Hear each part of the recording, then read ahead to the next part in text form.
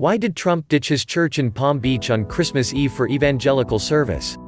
Before starting video, it is request to all friends kindly subscribe my channel and press bell icon to receive all notification, like, share and comment on video.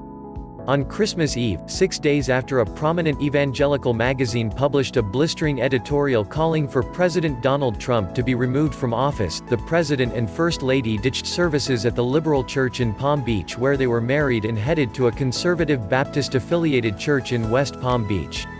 Whether the President's decision to change the venue and denomination of his long-standing Christmas Eve tradition was tied to the editorial is not known.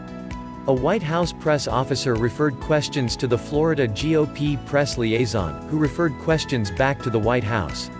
It was the second effort Trump has made to court evangelical voters since he arrived at Mar-a-Lago on Friday, the same day his re-election campaign announced that he would go to Miami on January 3 to launch an Evangelicals for Trump coalition. More analysis: Trump more negative, prolific on Twitter amid Democratic impeachment inquiry.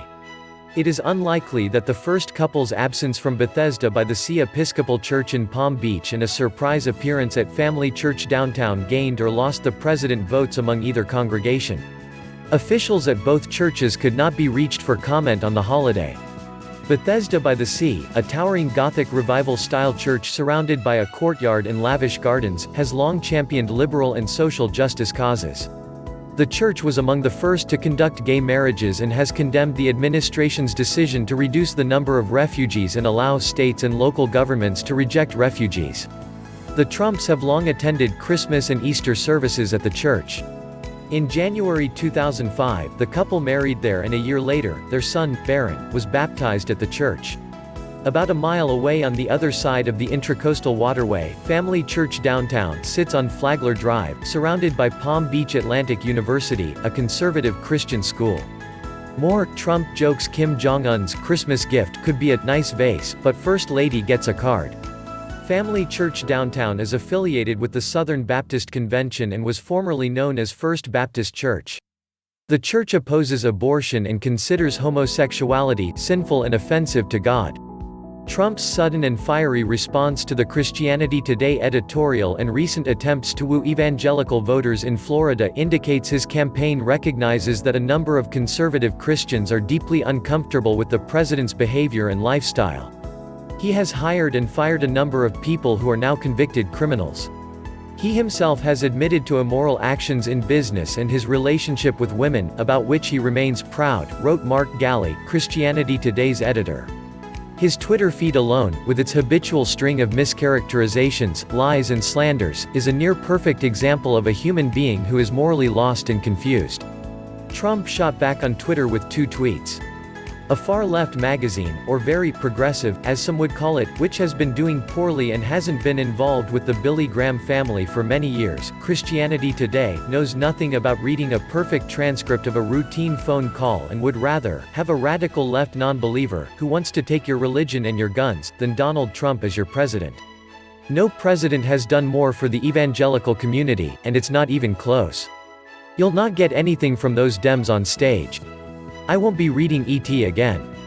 Donald J. Trump checkmark at Real Donald Trump, a far-left magazine, or very progressive, as some would call it, which has been doing poorly and hasn't been involved with the Billy Graham family for many years, Christianity Today, knows nothing about reading a perfect transcript of a routine phone call and would rather. 82.5 K 5:12 p.m., December 20, 2019. Twitter ads info and privacy. 42.5 K people are talking about this still. Trump's support among white, Republican evangelicals remains strong. Nearly all, 98%, said they opposed Trump's impeachment in a recent poll by Public Relations Research Institute. Since the editorial ran, 200 evangelical leaders have come out in support of Trump. The evangelicals were so great to me, Trump told televangelist Pat Robertson during an exclusive interview on July 12, 2017. They came out in massive numbers. And on top of that, I got 83%. But they came out in record numbers. They never came out like that.